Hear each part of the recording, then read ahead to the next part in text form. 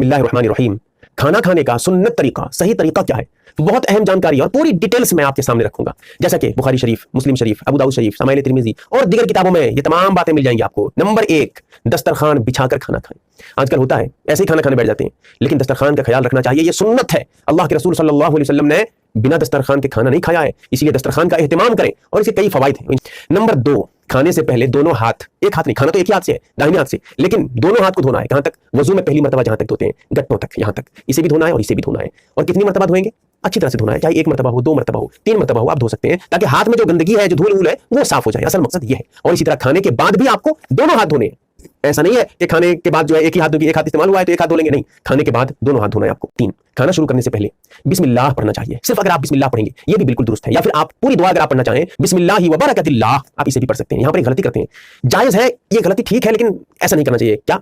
बिस्मिल्लाहि व अला बरकतिल्लाह, अला पढ़ते हैं, अला बरकतिल्लाह, जबकि तहकीक करने से पता चलता है लफ्ज़ अला हदीस में नहीं है, इसीलिए आप लफ्ज़ अला वहां मत लाइए, सिर्फ बिस्मिल्लाहि व बरकतिल्लाह पढ़िए। बचपन से लोग यही गलती करते हैं, बिस्मिल्लाहि व बरकतिल्लाह, अला पढ़ते हैं, लेकिन ये गलती है, इसको समझिएगा।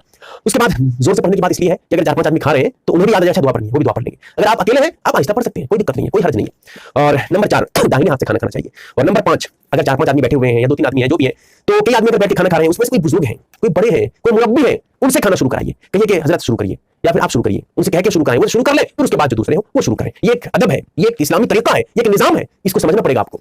और नंबर 6, टेक लगाकर न खाएं। अब टेक लगाने की कई सूरतें हैं। मिसाल के तौर पे पीछे तकिया वकिया लगाकर औंध जाता है, दीवार पे औंध कर खा रहा है, ये भी टेक लगाना है। या फिर खाना तो खा रहा है और दाहिने हाथ से खा रहा है, बाएं हाथ को जमीन पे टेक लगाकर बैठा है, ऐसे मिसाल के तौर पे जमीन है, ऐसे लगाकर जमीन पे हाथ लगाकर बैठ के खा रहा है, ये भी एक तरीके से टेक लगाना है। तो टेक लगाकर न खाए। तो टेक लगाने की कई सूरतें, मैंने 2 सूरतों पर यहाँ तज़किरा किया है। और नंबर 7, खाने पे आयब न लगाएं।